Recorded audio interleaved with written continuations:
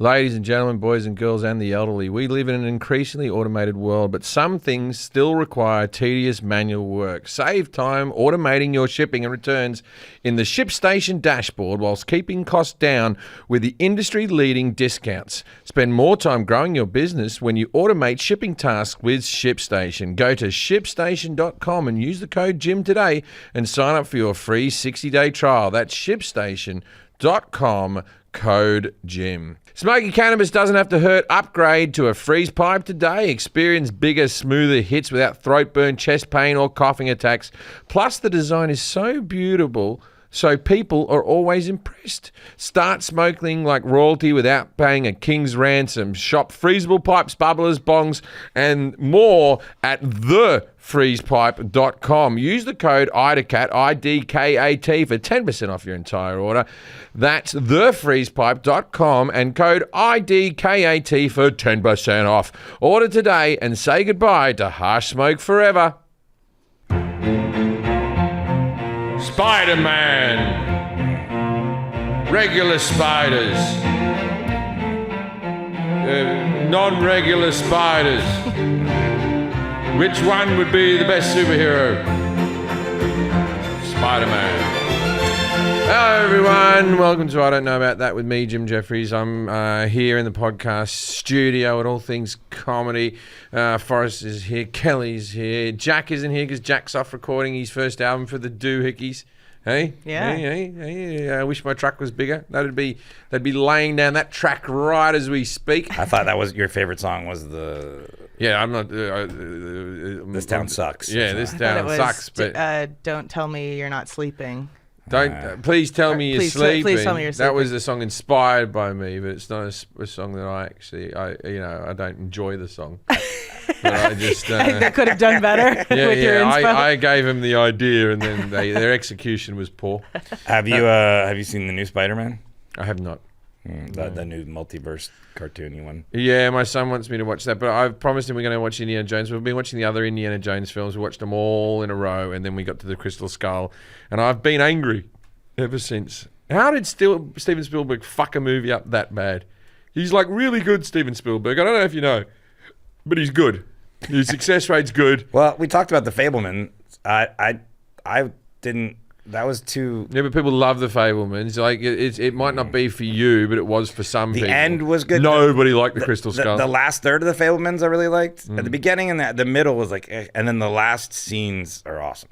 Yeah. The ending's really good. The ending's very good. Yeah, but yeah, that Crystal Skull movie is as bad a movie that's ever been made. And CGI, it's not just CGI, the script is abysmal. The dialogue's bad. The acting's like, there's the bit where Indiana Jones is in quicksand sinking, and Marion's like, "Oh, by the way, Shia LaBeouf's your son." No one gives a fuck. No one gives a fuck. There was no peril. No one cared. What a shit film. And then also because I'm about to go. So I had to record something the other day for the 1% Club in Australia.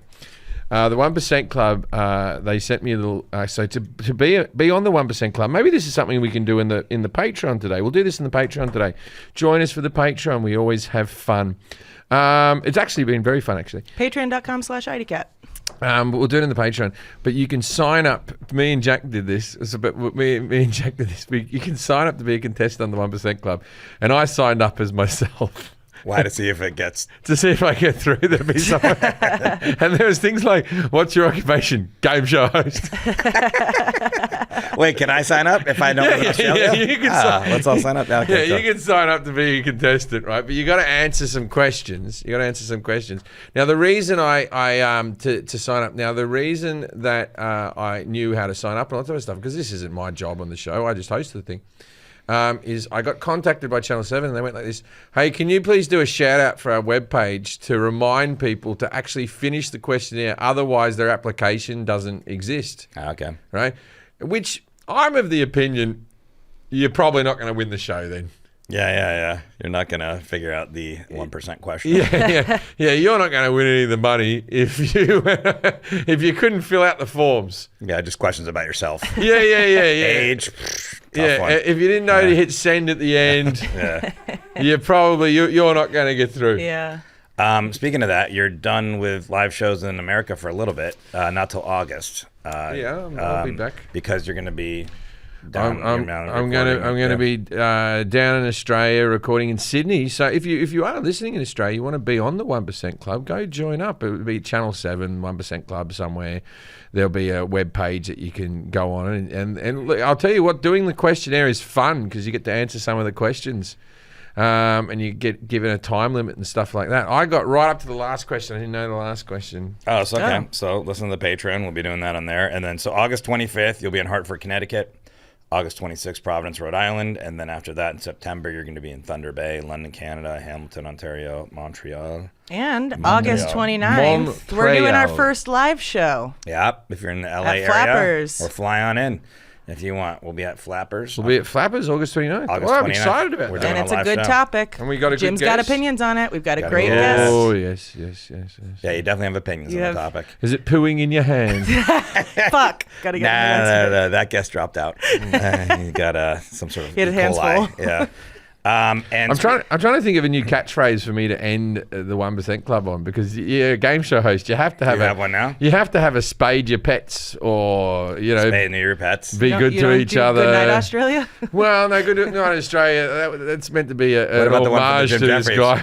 Well, the one from the Jim Jefferies show is we can all do better. I love that one. And maybe I should keep doing that one because that one is a good one. You could say it at the beginning as a joke, like we could all do better, except this guy that won. He can't do any better. Yeah, maybe. Yeah, the guy because the guy wins, and then I'm like, we can all do better. Yeah. Not this bloke. He's nailed it. But I was thinking of like just doing a different catchphrase each episode of things that I would like to have happen. So at the end of one episode, I'll be like, Oasis should be getting back together. Good night. Just something that you believe. Or just phrases from your childhood. Things that I'm mildly passionate about. You get what you get and you don't get upset. I thought they were getting back together. No, they're not going to get back together because they keep fucking fighting with each other. I went and saw Noel Gallagher perform at the Greek, and it was Garbage. It was a double headline, and I'm not that into Garbage, but obviously I like Noel Gallagher. So when Garbage was on, I was sitting chatting to my friend, and a bloke turned around because I was talking through the songs, right? Yeah. And he turned around and he went, "Can you shut up?" He goes, "What's wrong? Let's just fucking die," like that, right? And the second he turned around, I was like, I shouldn't be talking. I'm irritating people. Yeah, I'm in the wrong here. So as soon as he turned around, I went, "Yeah, you're right. I'm really sorry." Like as quick as that. Right? Yeah. And I stopped talking. Yeah. And then he turned back around with his wife. And then like it was obviously his wife who had gone in his ear like, "I wish those guys would stop talking." Yeah. Right? And then he turned around, like that, right? And I went, "Yeah, you're right. I was wrong. Yeah, I'll stop talking." And then about 2 minutes later, you can tell he's just there going, "Oh, fuck, I went in too hard." Yeah. You know when you do I've done that too. I've done that so many times in my life. I have so much sympathy for him in this moment. And going, we were perfectly quiet behind him. And now he's trying to enjoy the song. He's like this, "It only happens when it rains." Oh, fuck, I went too hard. Like you can tell like his body language, his shoulders went down. Why do I do this? Instant regret. And he turned back around. He went, "Hey, it's her favorite band." And he said that? Yeah, he goes, and so you know what I did? I went more defensive. I went like this, "Look, don't hit me, I've stopped." Did he laugh? No, he was like, "No," and then he started apologizing to me. That's funny. All right, well, go to jimjeffries.com and you can see the tours. And then also, while you're at it, go to forestshot.net. Go to my shows, please. July 6th through the 8th, I'm going to be in Montreal at the Comedy Nest. There's 5 shows. If you're in Montreal, please come out to one. And if you're in the Philadelphia area, July 9th, Punchline Philly, please come to that show. Otherwise, my dog doesn't eat. And then I'm going to be at Escondido. You go to my website. I'm going to be in Montana for some shit. I'm all over the place. All right. Let's talk to our guest, man. Otherwise, your dog doesn't eat. Didn't know that was you were on the bread line with the dog. I was just trying to put it make people feel bad. Yeah, Venmo me at Kelly Blackheart. Otherwise, my dog doesn't eat. Yeah. There you go. All right, my dog's too fat to be honest with you. That's much easier than doing a show. Yeah, I should just do that. I should not have to fly over to Philly. All right. Guest. Please welcome our guest, Jason Horton. Hello, Jason Horton. Thanks for being on the show. Now it's time to play. Yes, no. Yes, no. Yes, no. Yes, no. Judging a book by its cover. Do our guests hear that song? Yeah, I think now they do. Did you hear that song, Jason? Okay, yeah, because Sure did. It used to be the guests couldn't hear the song, and then Jim just started making sounds. So that was the first time I've ever played the song because Jack is not here, I was a little nervous. Okay. You did really good. Everyone, Thank you, Jim. Everyone kicked the goal. Jason Horton is our guest today. G'day, Jason. I'm assume that's a backdrop next to you. You're not standing at the front of the Cecil Hotel or the Cecil Hotel, however you want to pronounce it. Are we going to be talking about the Cecil Hotel? You sure are. All right. Okay, so the Cecil Hotel. Hold on. Let me introduce Jason. Jason Horton is a writer and podcaster seen on History's Greatest Mysteries and History's Greatest Heists on the History Channel. He is also the co-host of the podcast Ghost Town and Strange Year. Jason is an author as well of Abandoned and Historic Los Angeles, Neon and Beyond, and Signs of LA, Lost in the Dark. And he's been featured on KTLA, LAist, I never say that right, LA's Magazine's Best Books About LA, and on Instagram you can find him at the Jason Horton. So you know about the Cecil Hotel? I do. Okay, I didn't know anything about it. Yeah. I don't watch as many documentaries as you do. I've watched the documentary and I've watched a couple of other little things on it. The Cecil Hotel, what do you want to know? Well, I'm going to ask you some questions. You know how this works. It's downtown LA. Now, hold on. so I'm going to... 10. All right, Jason, I'm gonna ask Jim a series of questions about the Cecil Hotel, and after he's done answering them, you're gonna grade him on his accuracy, 0 through 10. 10's the best. Kelly's gonna grade him on confidence. I'm gonna grade him on et cetera. We'll add all those scores together. 21 through 30 equals complimentary cucumber lemongrass water. That's what you get in You're a not nice getting hotel. that at the Cecil Hotel. 11 through 20, $10 for a bottle of water that isn't clearly marked. That is $10 and not free. That's happened to me many times. 0 through 10, complimentary rotting corpse water. That's what you don't want that one. In the Cecil, you get a body bag. That's how you check out. Okay, yeah, you can say, like, when was the Cecil Hotel built? Like, where? I don't know those. Well, type of where's things. it at? Where's it First at? of all, I'd like to say, okay, it's downtown. Downtown right? where? It's down, LA, yeah. Los Angeles, right? So what happens is they should stop calling it downtown. They should give it another name like Business District or something like that. Don't call it downtown because when people travel to cities from around the world, where will I stay? Oh, well, there's a moderately priced hotel and it's downtown. Yeah. And it makes you believe that you're going to be amongst all the action where all you are is amongst Skid Row, all the homeless people, and you're close to the Staples Center. Congratulations, right? Okay. Not a good place to be a tourist. There's some nice restaurants down there, but for the most part, and I'm sorry to anyone who lives downtown, but downtown LA sucks. Okay, when the Cecil Hotel was built, was it intended to be a luxury hotel, a middle-of-the-road type place? It would have been a budget? luxury hotel back in the day. It would have been like Chaplin used to take girls there to have a drink. But it used to be, back in the day, it would have been considered a luxury hotel, but it's aged horribly. Okay, and so for people that haven't watched the documentary, I haven't. I don't know really anything about this. How did the Cecil Hotel become known for its like dark and mysterious reputation? Like, what are some of the incidences? There's been a few different instances, but the most famous one recently, there was a girl. I don't know what country she was from. She was an Asian girl. I think I wanna say Japanese, but I might be wrong. Right? And she was acting very erratic, and she was in the elevator. And she was going up and down, and then she looked outside the door, and then the door normally shuts, but it didn't shut, and all this type of stuff. And then she looked out again, you can see it on the surveillance camera, and then she just sort of disappears. And then she's found naked, floating in the water tank on top of the hotel. Now, a lot of people will say ghosts, or that she was bumped off or whatever. I believe she was on drugs, and she went for a swim, and then when she got into the tank, she couldn't get back out. Okay. Any other incidences from the hotel or yeah, there's a few of them. I can't really remember the other ones, but there's been murders in there. There's been disappearances in there. There was another man who checked in, I believe.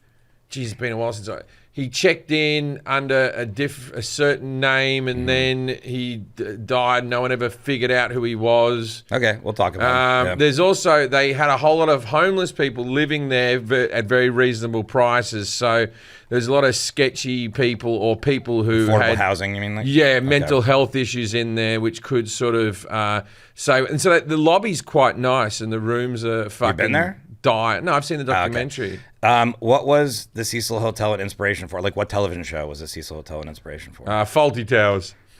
That was funny, the show. Yeah. John Cleese. So you're going to go up to the room. She's gone missing. Oh, no. Oh, Cyril. Okay. That's why it was called Cyril, his wife. According to long-term residents, different floors were more dangerous. Anything over what floor was considered dangerous? Anything over the 8th floor, but we'll say 13th. A lot of hotels don't have 13th floors. They just go 12, 14, like that. Yeah. Like we don't know. When was the first murder recorded at this hotel? 1946 is when Fatty Arbuckle sat on a woman.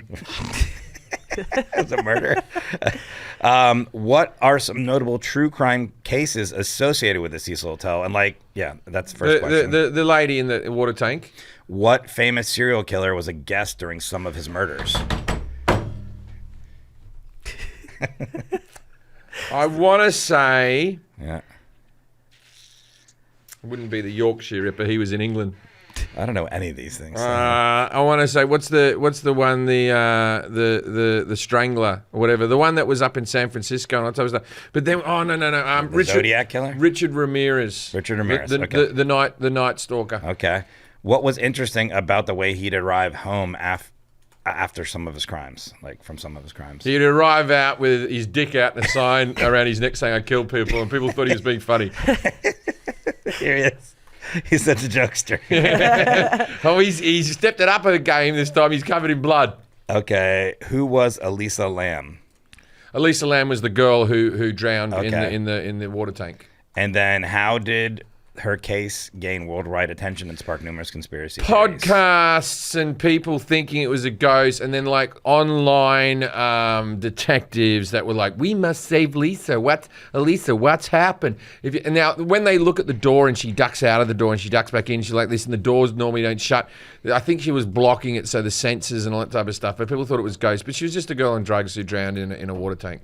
And then, how many 911 calls a day were made about the Cecil? Is there a time period for this? Because this question. Oh, it would be daily. Yeah. And because there's people who work there who's like, oh, fuck, you don't want to work the night shift at the Cecil. Yeah, okay. Right? Because the crazies, because they reckon that like serial killers, a lot of them live in LA because they're people who want to get famous. If you want to get famous, you come to LA, right? And so it's filled with fucking nut jobs and, all that type of stuff. There was one bloke who was like... maybe he was Scandinavian or something like that, and he was like a death metal type of guy that was like, "I will drink your blood. At the Cecil? I will have your blood and have it all over me, blah, blah, blah." You know those idiots, right? And he was doing that, and then he was there when somebody went missing and people blamed him and they made his life hell. And in the end, he was just on a documentary like this. "I was just making songs that had the word blood in them." Well, he wasn't so fucking tough then, were you, fella? But that's where I'm at with him. How many people are said to have died at the Cecil? What are we talking about? Dreams, because all of them. And when a man's dream dies, or a woman's, they die as well. So I'm going to say everyone who stays there died, deaths? but official with a certificate? Yeah.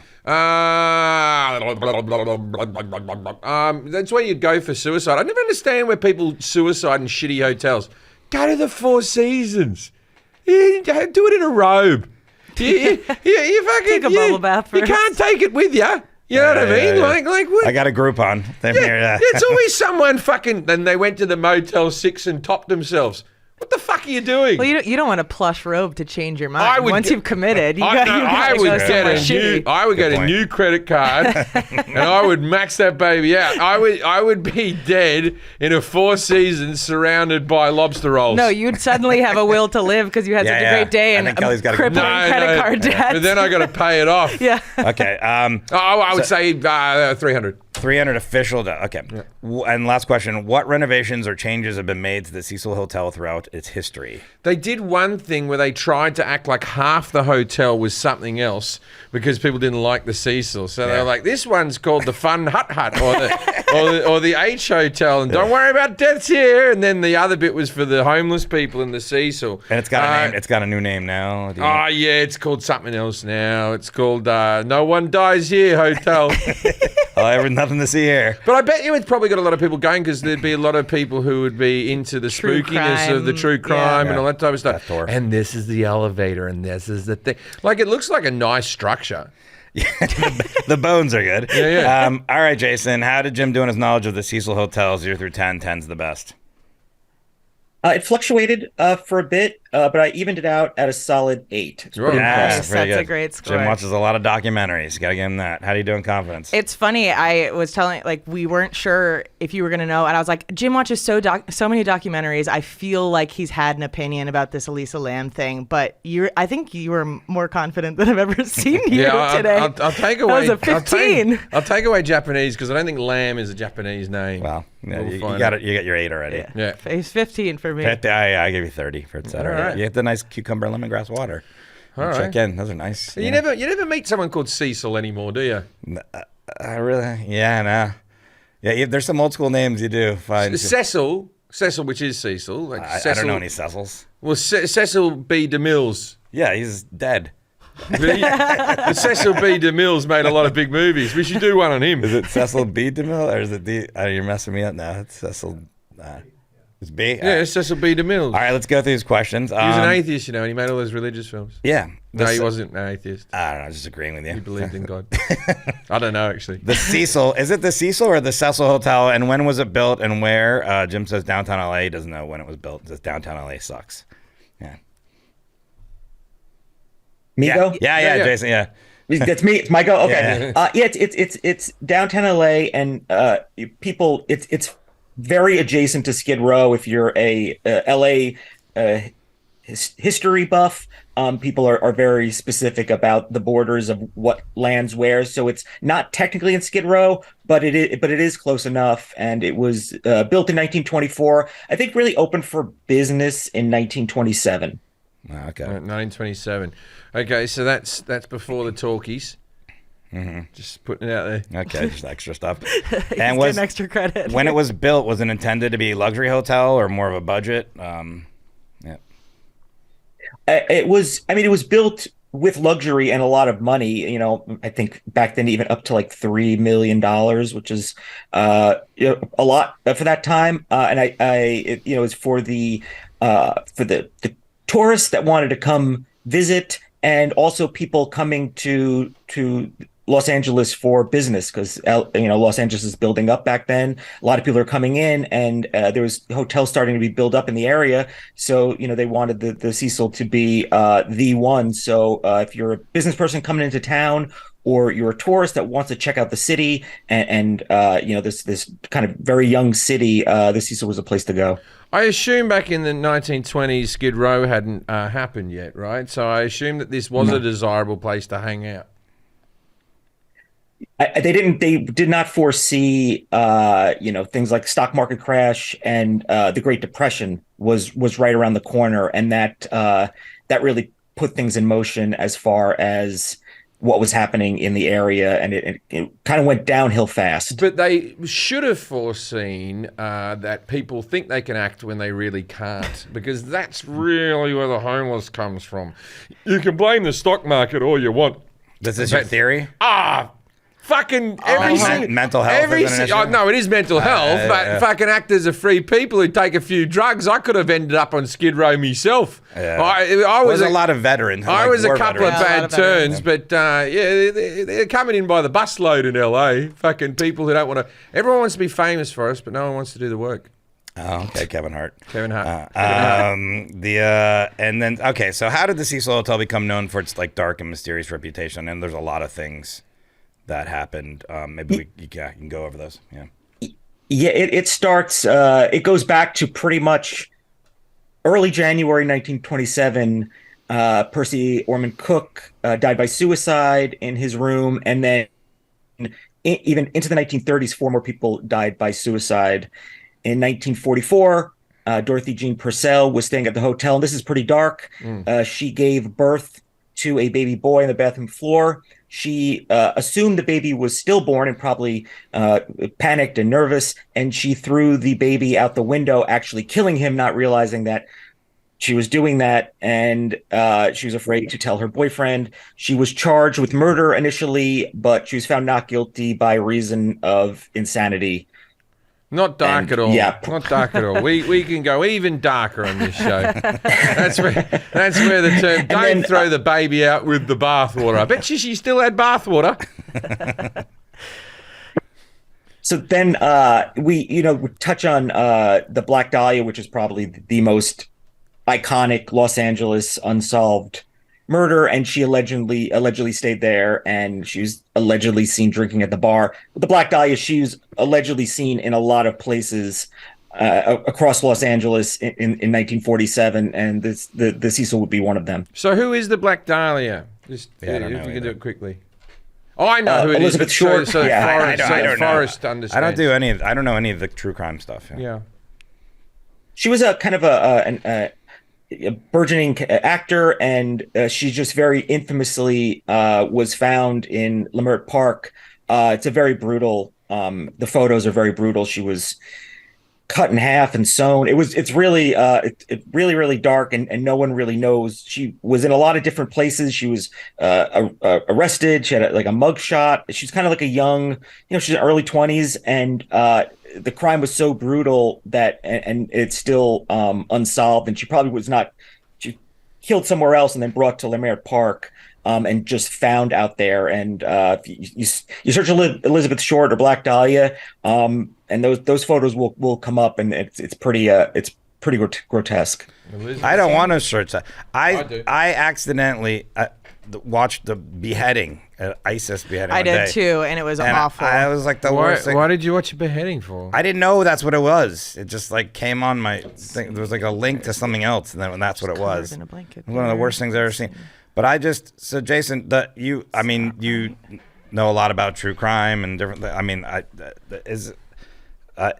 Does it you become numb to this stuff, or is it upsetting, or I don't know. But, there'll be certain times where certain things will hit me pretty hard, and it kind of comes out of nowhere because there's just so many stories, and we're all inundated with things, and so many things happen one day, and then the next day happens, and then it kind of starts all over again. You don't have time to really register a lot, but sometimes you're in the frame of mind, and then there's a certain story that hits you pretty hard, and it definitely does. It definitely, and I visit a lot of these places, which is like a lot of people do. It's a very dark history of, especially Los Angeles is really interesting to me. And you go to those places and you're kind of front loaded with it. When you get there, it's weird. Not saying that I feel like there's ghosts or anything like that, but there's just definitely some kind of dark energy that maybe it's my mind is bringing to it, but it's definitely there. And I went to where they found the Black Dahlia. And it's just a residential area, a nice area, and it's just a patch of grass and a house right there, and there's weirdos like me showing up, just staring at the ground of where it happened, taking pictures. Probably gets very annoying, so I try to get in and out as quickly as possible. Well, it's all got to do with distance and time, doesn't it? Because we just were making. You weren't. I was just making jokes about a baby being thrown out the window. Now you couldn't meet a more loving father than me, and I care about kids deeply, right? But because it was 80 years ago, 100 years ago, whatever. I can joke about that baby being thrown out the window all day. And then the same with Black Dahlia. I don't feel anything towards Black Dahlia. If Black Dahlia happens tomorrow, then I think even with current things happening, we are so desensitized to murder and these terrible things happening that I can't go on Twitter a single day without seeing somebody getting murdered or dying somehow, and then the comments are just filled with jokes, and you're like, oh my god. I still cry after every school shooting. After the big ones, it really hits the big ones. Yeah, it hits What if it's me. just one kid? I gotta go on with my day. You know what I mean? It still feels upsetting. That type of stuff. No, I know you're saying. I can't cry. But every you have day. kids too. If I had kids, I don't can't know. cry every day. At your TV show, we would pause the social media feeds anytime there was a mass shooting. And one day I searched my email for pause feeds, and I had 92 emails from Comedy Central Yeah. of times that we had to pause the social media feeds over the 3 years we did that show. Like, Yeah. I wish I could have all the boring stuff I have to do on a daily basis just completely automated. My grocery shopping, cleaning, all of it. Luckily for e-commerce business owners, shipping is no longer a manual task thanks to ShipStation. Save time automating your shipping and returns with ShipStation dashboard whilst keeping costs down with industry-leading discounts. If you're worried about not knowing where to start or have been on the fence, ShipStation's setup is increasingly easy, and best of all, there's a free trial. If your business requires shipping at all, you would be doing yourself a huge disservice by not checking out the rates on ShipStation. ShipStation makes it easy to automate shipping tasks for orders from every marketplace in one dashboard. There is effortless integration everywhere you sell online, including Amazon, Etsy, eBay, Shopify, and more. Manage every order from one simple dashboard, print shipping labels, easily compare rates and delivery times to optimize every shipment, and automate delivery notifications. And with enterprise solutions that make warehouse optimization easy, ShipStation scales when you do. With industry-leading discounts, you'll never worry about overpaying for shipping. Get up to 84% off USPS and UPS rates. And if that's not enough, use the promo code JIM to try ShipStation free for 2 months. Over 130,000 companies have grown their e-commerce businesses with ShipStation, and 98% of companies that stick with ShipStation for a year become customers for life. Spend more time growing your business when you automate shipping tasks with ShipStation. Go to ShipStation.com and use the code JIM today and sign up for your free 60-day trial. That's ShipStation.com, code JIM. Smoking cannabis doesn't have to hurt. Upgrade to a freeze pipe today and experience bigger, smoother clouds without throat burn, chest pain, or coughing attacks. Freeze Pipe makes a unique line of freezable pipes, bubblers, bongs, and dab rigs that cool smoke by over 300 degrees. Every piece is made of thick glass and smokes so smooth that you'll check if the bowl is even lit. The secret is freezable glycerin chambers that come on every piece. Pop one of those chambers in the freezer for 1 hour, and as smoke passes through, it's instantly chilled for a pain-free and refreshing experience. Think larger clouds with zero chest and throat burn. Finally, no more coughing attacks and no more water chugging after every rip. Just an elegant smoking experience that'll change how you light up forever. I love weed. I love it. I've given up every other substance. I have no more nicotine in my body. I have no more alcohol in my body. Weed is my one little vice. And you know what? I'm never giving it up. I love freeze pipes. I've given Big it as fan. gifts twice, and people are obsessed with them. They're so good. If you smoke weed, try freeze pipes. Well, this thing is I could only have edibles because whenever I smoked weed, I coughed and coughed and coughed and coughed and coughed. Same. Until I got freeze pipe. Yeah. Game changer. It I'm really not is so bullshitting smooth. you. It It's so really smooth. is a complete game changer. Start smoking like royalty without paying a king's ransom. Shop pipes, bubblers, bongs, and more at thefreezepipe.com and use the code IDKAT for 10% off your entire order. That's thefreezepipe.com and code IDKAT, IDCAT, for 10% off. Order today and say goodbye to the harsh smoke forever. Yeah, so you've visited the hotel, like, so there's still people staying in there then, I guess, right? So you have to like access certain rooms, or you're just wandering the hallways, or what do you? Well, currently it's very, very difficult to get in there. And I've been in like the common area before. Historically, I've been there just since I've lived here, especially after this happened. I was like, I got to see, but I never really went through, this is like 10 years ago at this point.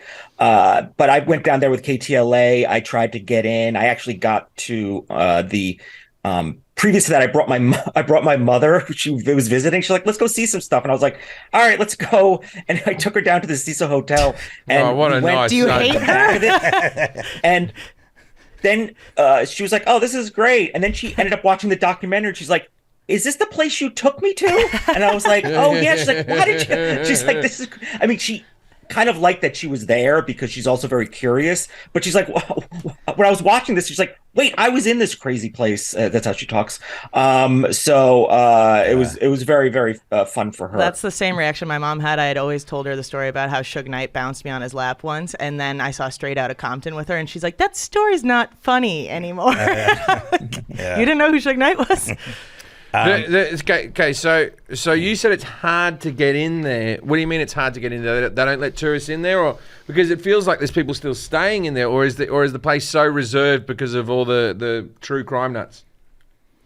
I think it's still kind of in flux with as far as they're changing with the ownerships and what they're doing with it. And of course there's a lot of people like me that show up there with KTLA trying to get in there. And then there are people that are staying there. There's low income housing for people, a very small amount, and there's people living in long-term low income housing in there. But as far as I know, and I've checked, as far as if you wanted to just to stay there overnight as a guest, I don't believe you can at this point.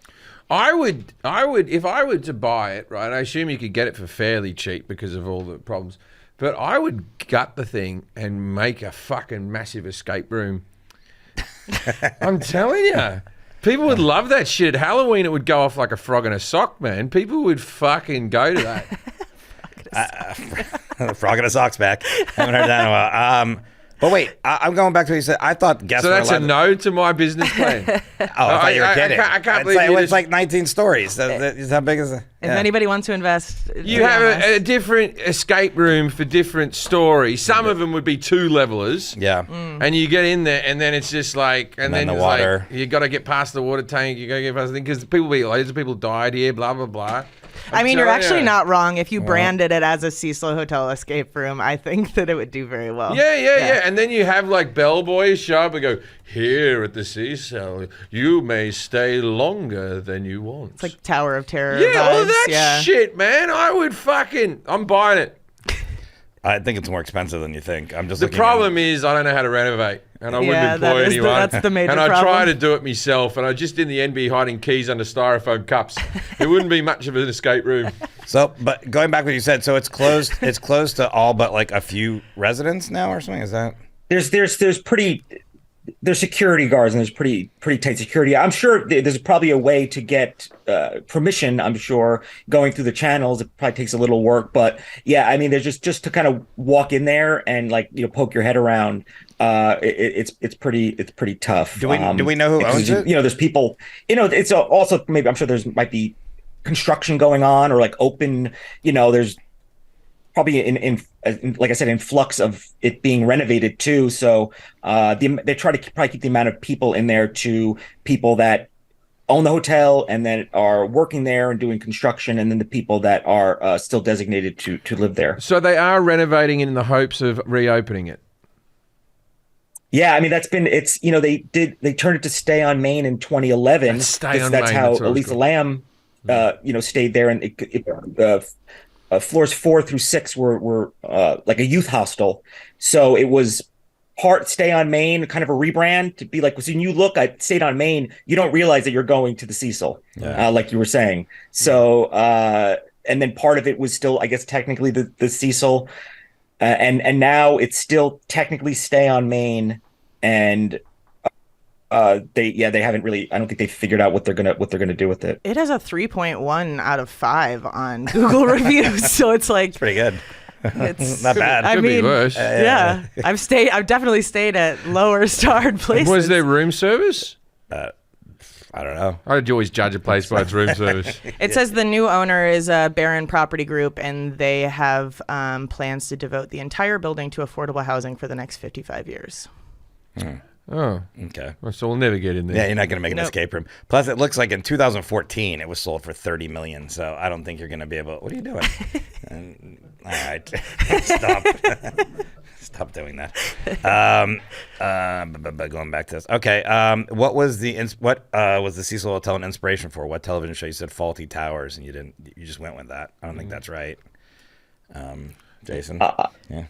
It's a American Horror Story season 5 hotel. Well, I wouldn't have known. Lady Gaga. 5.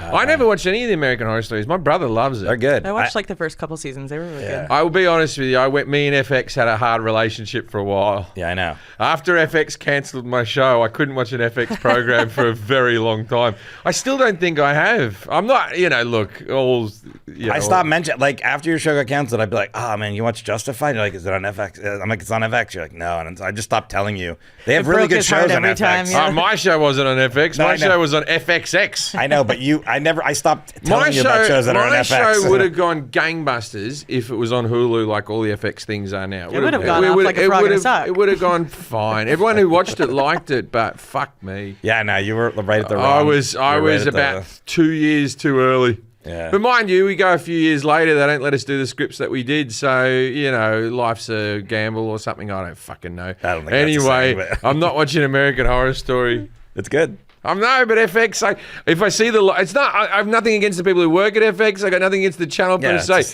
But if I see the logo go like that, I go like this. Yeah, it's triggering. I get it. Yeah. According to long-term residents, different floors were more dangerous. Anything over what floor was considered dangerous? You said above the 8th or 13th. I don't know. Is that correct, Jason?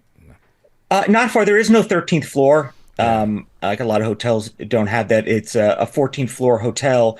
And according to one long-term resident, anything above the 6th floor, Elisa Lam stayed, she was on the 5th floor because that was the 2 floors that were dedicated to a youth hostel. According to the long-term resident, it's a different story. And I believe that Richard Ramirez stayed at maybe on the 14th floor. My guess is the further away you are from the street and the lobby, it's probably more dangerous, I think is probably the thought process behind that. So anything above the 6th is considered dangerous. But as we find out, between 4 and 6, also things can happen as well. So Richard Ramirez, I got a point for that. Mm-hmm. He's the Night Stalker. We're getting to that part. So the youth hostel, why is it? It's always youth hostel, huh? There's never an adult hostel. They're called retirement homes. Okay. It's like assisted living. Do you want to go stay with a bunch of strangers while you travel? Yeah. Occasionally, I used to do comedy at there's hostels where they'd have comedy shows there. Have you ever done those? So they're just like people, like promoters. And then there was one I was at, and it was like all like really young, it's like once you hit the age where you might have sex sleep with each other. apnea. And then occasionally you see like an old guy there, and you're like, "What are you doing there?" You go to Always questionable. we call them backpackers, right? You go to these backpackers around the world, and you sleep with like other people in the room and all that type of stuff. And everyone's young and up for it, and stuff like that. And you can do that when you're young. When you're middle aged, just don't travel then. If that's your accommodation plan, stay at home. You've missed your window. Okay, we talked about the first person that died there was a suicide, but when was the first murder recorded? Was it Fatty Arbuckle in 1946? I'm thinking it wasn't. So. But Fatty Arbuckle did have his own. I mean, he had his own legal troubles. He was accused. He was accused of something of rape, wasn't it? Yeah. And it. I mean, I guess it turned out that maybe it wasn't true, and it kind of ruined his career. He just didn't look like he had the energy for it. Yeah, and this is probably 10 years. I don't remember, but I think it was in the believe it was in the 1930s. I could be wrong, but the first murder was June 4th, 1964, and actually an employee of the Cecil, 65-year-old. She was a telephone operator, Pigeon Goldie Osgood. Wait a minute. Her name was staying there. Her name was Pigeon Aussie Goldwood. Pigeon Goldie Osgood. Pigeon Goldie Osgood. Her name was Pigeon for a reason, right? Yeah, but this was back in the day when the population of the world was 2 billion. What, they'd already run out of names? No, I think it was a nickname, right? Telephone operator. Yeah, I don't know. Maybe. I don't know. But telephone messages, pigeons send messages. I read that she used to feed the birds at the nearby park. Okay, yeah, maybe. She was the woman out of Home Alone 2. Yes. And she was murdered, so she was the first person murdered at the hotel? Did they know who did it, or? No, it's unsolved. She'd been staying there for 5 years, and it was reported that minutes before they found her murder, that people were like, I had a conversation with her. And then somebody who went to bring, I think, telephone directories is the one who found her. Wow, she was there for 5 years. Yeah.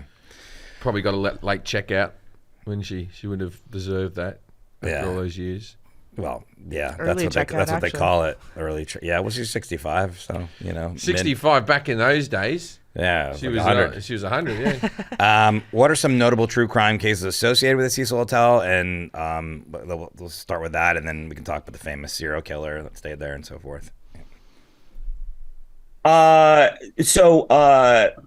It would be Richard Ramirez did stay there. Mm-hmm. And also, who was that heavy a metal? lot of other I mean, I don't know if I call this true crimes. This one's pretty. I consider this is pretty tragic. In 1962, Pauline Otten, who's 26, she died by suicide and fell on a pedestrian. She jumped out the George window. Giannani, who's 65. So she landed on him, killing him. And initially, they thought they had jumped together. That's what it looked like. Oh, but it was really? just he was wrong place, wrong time in a really big way. Yeah, he was walking around. But yeah, going, Richard Ramirez. you can't find a woman in this town. They found him and they're like, he's 65, she's 26. Well, he did well. He did Yeah. did good. Even at the end, he was smiling. All right. Sorry, Richard Ramirez, you were saying? Richard, Richard Ramirez, yeah, he stayed there. He as far as anyone knows, he didn't bring any victims back there, but he did stay there. Yeah, he'd come home. He'd show up there, bloody clothes, barefoot, and it was it was probably a really a very dicey time. So I'm sure people didn't think that much of it. Kind of blended in, and probably I guess helped him out because. He got away with things for a long time. It's funny I was because joking, Jim's but I answer wasn't was far totally a joke, but he said, Oh, was "Dick it? out." No, he did. Dick No, out with the he sign. did come. Not the sign thing wasn't, but he would come. People have said that they saw him by a dumpster, throwing wearing bloody clothes and throwing them in the dumpster. Again, this is what people are saying happened. Yeah. And whether they did or didn't, it wouldn't be I don't think anyone's like, this guy is sketchy. I'm gonna call the police. It's like this guy is, a lot of people say a lot of things now. They're like, I remember seeing him there, and that is,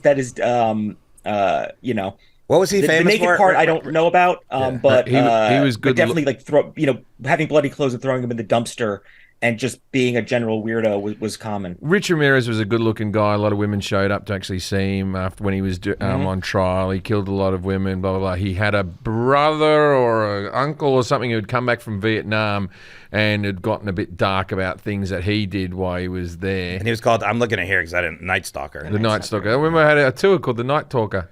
Oh, that's There right. you go. Yeah. But yeah, Richard Ramirez he was like maybe not the first, but he was one of the first, like before Ted Bundy, where they were like, he's so handsome. But I was watching the Jeffrey Dahmer thing, and I don't think about this a lot, but you often think to yourself, not often, you think, if I killed a person, how would you get rid of the body, right? How would you get rid of the body for us? Well, I used to live in Florida. I would bring them up to the Everglades would be a good place, I think. Everyone's always finding a place to dig a hole or this or that. No, it's a swamp. They would get absorbed by the swamp if you brought them down these levee roads in the middle of nowhere that I used to have access to those. Did that work for you? No, if I didn't do it, but they would have found me because I would have had access to there. They would have discovered it. But you would think like gators and things. Would Well, this is the thing. I think still to this day, the best way to get rid of a body is just putting it in your trash. Your trash? No, they're going to find it. No, they take the trucks. That's how Dahmer got rid of him. Ramirez is just throwing his bloody clothes into a skip out the back of the hotel. No, but then they take all the trash and they put it through these giant blades before they put it in the landfills and chop it all up. And Even better. Yeah, but they're not for you. just haphazard. Like they see what's going in there. No, you put it in plastic bags. You cut it into bits. That's how, I just reckon that's how you get rid of a body. You just let the garbage man take it for you. I don't know. I think that there's a lot of steps there. It's automatic. It's automated by your house. It's with a right truck. near your house. It's doing this. You but don't when have it to have goes a landfill- shovel. Yeah. Okay. But if anything, the thing is if anyone discovers any of that along the way, and there's a lot of people that could see it, it's in a bag with all of your information. Now you're immediately caught. Dahmer was doing it at his grandmother's house, just throwing them in the trash, and he disposed of the bodies while she was at church. That was his whole game. He was killing guys in his grandmother's basement while she was asleep upstairs. Like, look, I remember when I was single, it was very hard. It's very hard to get a girl to come back to your house. You know what I mean? Let alone your grandmother's house while she's still in there. What I'm saying is Jeffrey Dahmer probably had a little bit of game. Okay, getting back to the Cecil Hotel, was there any other Was this serial- Austrian guy serial killers? Yeah. the one that Jim was talking about with the metal music?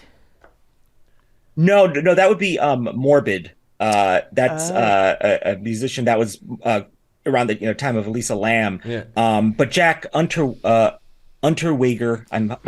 he's Austrian. I don't know if I'm saying that correctly, but he stayed there in 1991, and partially because Richard Ramirez stayed there, and he was a bad dude. He was convicted of murder in Austria, but was released in 1990.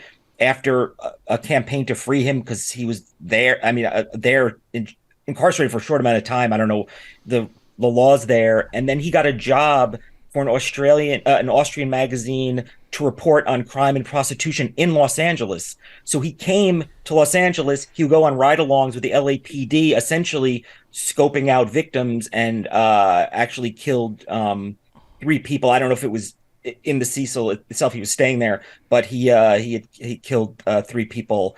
Eventually getting caught. He was on the run. He was staying there, but you don't know if it happened in the Cecil. But he murdered them. No. And how is that?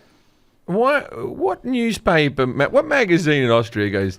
You know what we really need? Not just like a real in-depth the crime in LA story. Like, it just seems like a weird thing. Like, he could have bullshitted his way in. Like it feels like that as a cover is very basic. And so who was the metalhead? Because Morbid, he was saying. Yeah, Morbid. And what was his whole thing? Because he would be like, I eat the blood of children. Do that. What was his whole jam? Did he do anything wrong in the end? I think he was innocent, wasn't he? He didn't do anything. Yeah, he was just staying there probably because it was, dark and edgy and such. And I think he was there around the same time as Elisa Lam, but not at the same time. And I think people just assumed, and like you said, the online sleuths, which it could be very, very helpful, but also they could just be putting things out and chasing clicks and attention. What you're saying, people online could just be talking rubbish. Yeah. Yeah. Pablo Vergara, known as Morbid. And it really kind of, I mean, it wasn't good. It wasn't good for his life. It girl. affected him badly, but his whole life he walked around like this, I am that bad. And then they went, maybe you are that. Oh no, why does everyone think I'm that? He had the break character. You just said you've been drinking blood all day. Why? So Elisa Lam, as Jim said, is the girl in the tank. And how is it speculated that she died? Let's talk about her a little bit, Jason. Yeah. Sure. I mean, I think from what a lot of people and what I remember in 2013, and I wasn't as, kind of true crime. I was more dark history than I was true crime. But that video of her in the elevator was it. That's what really everyone kind of knows and talks about. And I think, the LAPD ended up releasing it to try to get more information. They didn't know what was going on. And then it, kind of went viral in that sense. And it is a really compelling video because it is very, very strange just on its own. And I think that's what really kicked things off and then just being in Los Angeles, you're like, oh wow, this is definitely a strange thing because there's never usually as much surveillance. Now there's way more surveillance and it just looks better and everyone has their phones. And this just having this strange piece of video really kind of kicked things off. Yeah, I'm looking. I've never watched the video. I'm watching it right now, as you're saying. So what was her?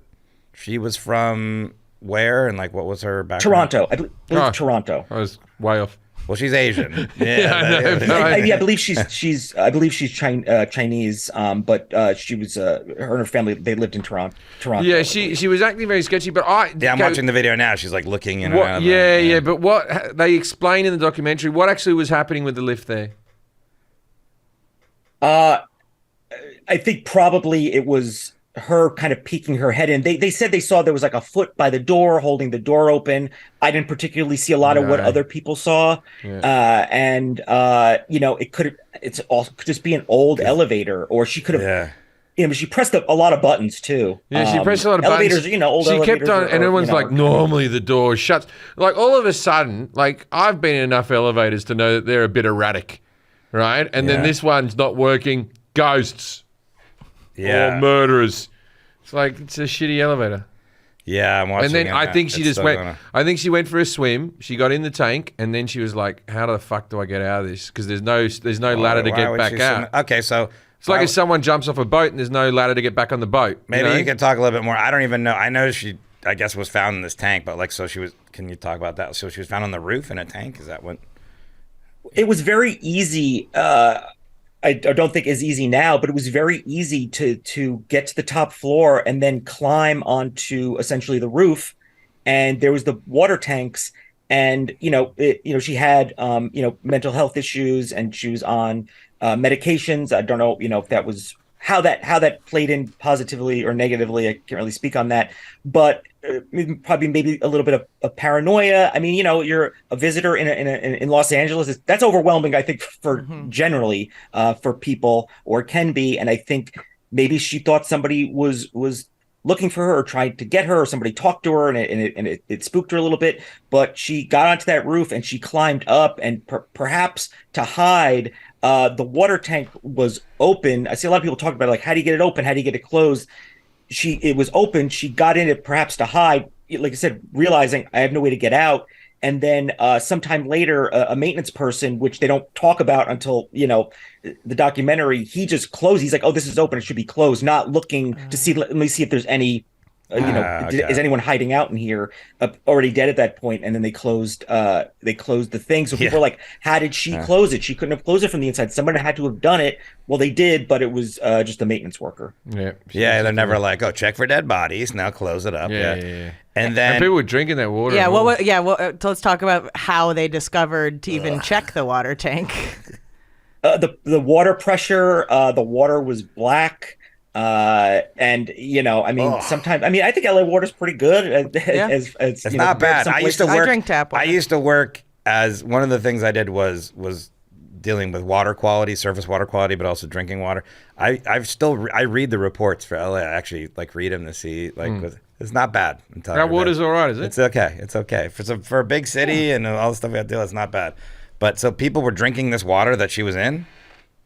Yeah, they're brushing their teeth, drinking the water, taking a shower, and then there's low pressure, which you could say this is it's an old hotel, maybe not expecting a luxury shower, but yeah, then the coloration was very, very stark, and I think enough people brought that to the attention. So they're like, you send somebody up there, it's like, hey, let's check this out.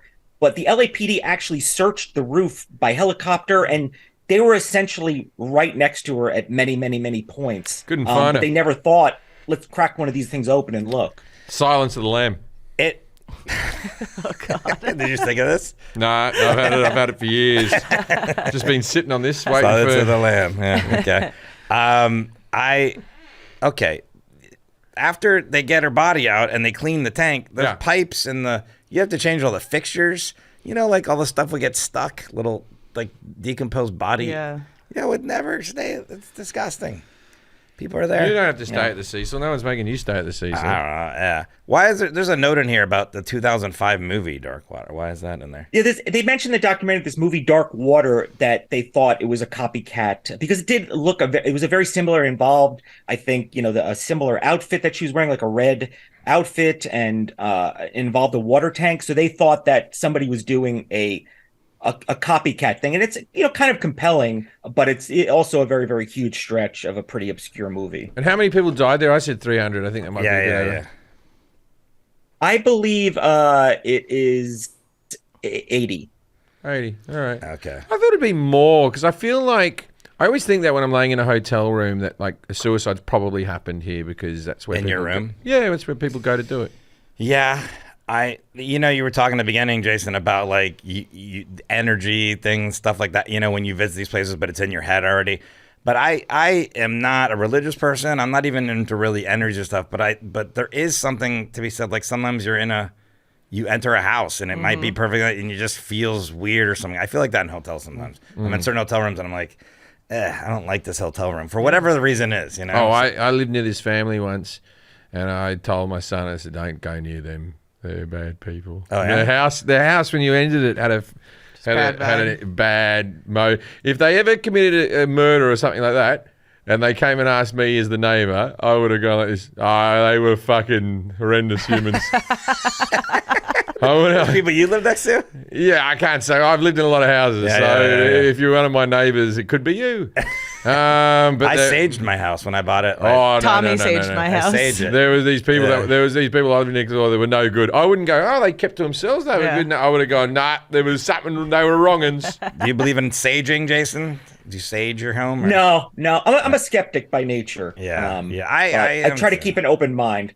Yeah. Well, I was telling him yesterday that I saw a TikTok of somebody's uncle who was a construction worker at the Cecil, and he's doing the renovations. And it was a video of, an empty hallway that had, plastic wrap everywhere. And one of the main hallway doors, which is one of those big, like, kind of push doors, was opening and closing by itself. Mm-hmm. And Was there a window open? No, it was one of those heavy doors, like in an industrial building where you're like going into the hallway. And so I'm looking, I'm like, can I see any handles moving, or is it smooth? Like, it looked very convincing. Do you believe in ghosts?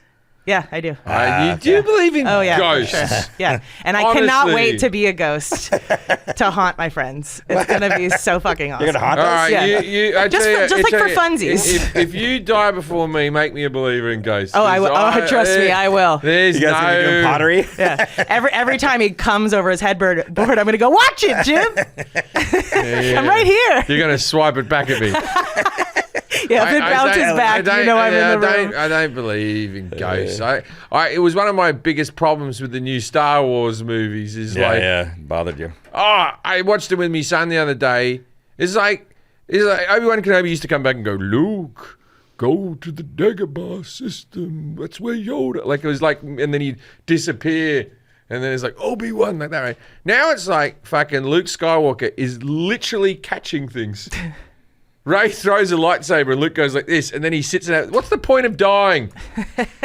I know When you're a Jedi, nothing happens. You just sit and chat with you all day. I know you're upset. The 911 calls, is this per day? How many are made? Or is this the question? How many are day about the Cecil 911 calls? I think that's some kind of average that they were having. It could be also from outside the hotel and inside the hotel. Like, hey, I'm a business next door. I'm a. And how many is it? I saw something. Yeah. What's the number? Sorry, of calls. I think it's one to three seems to be 1 to 3 a day. Look, they feel like they need to tear it down. Yeah. Yeah, but if it's 1 to 3, that means there's people on Skid Row. Like, I'm out the front of the Cecil Hotel, and people like that Sure, block of but- land will still, I don't know. It's just maybe not. Maybe you're right. Maybe all these hotels have people dying, but they don't have the serial killer. You don't aspect and stuff. reckon reckon every Vegas hotel has a suicide a day? A day? You think? I reckon every fucking casino has one a day. Yeah, you might be right. There's a lot of rooms. in there. There's a But lot. that is an extreme place. It's like the gambling, But I mean, and people who lost all their money and stuff like that. that- There's theories that in the casinos that there's you can get a lift all the way down to these tunnels underneath where the ambulances can come in, so they never circulate. Oh, yeah, that out makes the sense, 'cause I've front. never You never see a seen- stretcher come out of yeah. the building or anything like that. But with like Wow, Sandy Hook, they tore the school down because they couldn't, and they rebuilt. You comparing Sandy Hook to the Cecil? No, just but people die. Like sometimes these buildings are. Yeah, but the Cecil's over a long amount of time. Sandy Hook Yeah. was horrendous. No, what I know happened. it's horrendous. Yeah, they're all horrendous. We're horrendous. Okay, and then the renovations or changes are being made. We talked about that. Stay on Main. Wow. All right. Well, now as part of our show called Dinner Party Facts, we ask our guests to give us some sort of interesting or obscure fact about this subject. The Cecil Hotel is this one that you use to impress people. You got something for us, Jason? For the Cecil itself. Yeah. Or yeah. Yeah. I think the only the only thing is I brought my mother to the parking lot in the back, which you're not allowed to go to, but for some reason the security guard was not there, and it's actually really cool. I mean, it's very cool to see from the back. It's in one of my books. It's just has a big signage, and it's a parking lot with one car, my car, and it was the security guards. And so I'm not thinking like you couldn't be here, but I thought that was I thought that was a pretty fun and interesting. What could have happened. They don't talk about there is a parking lot. There's an official.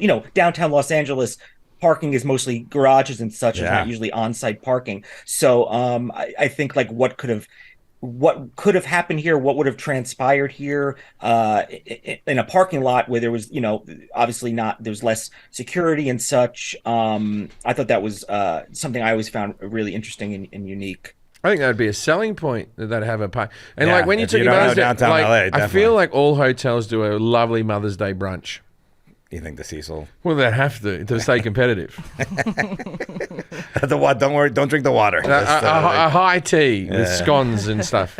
Well, Jason Horton, thanks for being here. Jason knows about many things, and you can listen to his podcasts, Ghost Town or Strange Year. So listen and subscribe to those, and check out his books, Abandoned and Historic Los Angeles, Neon and Beyond, and Signs of LA, Lost in the Dark. And you can find him on Instagram at the Jason Horton. Thank you for being here, Jason.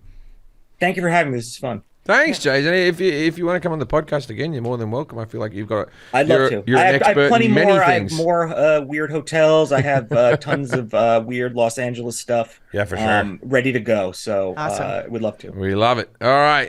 If you're ever at a party and someone comes up to you and says Lisa Lamb died from a ghost. I didn't say that I thought ghosts killed her. Yeah, I just said you go, I can't wait to be a ghost. You say, I don't know about that, Kelly, and you walk away. Good night, Australia.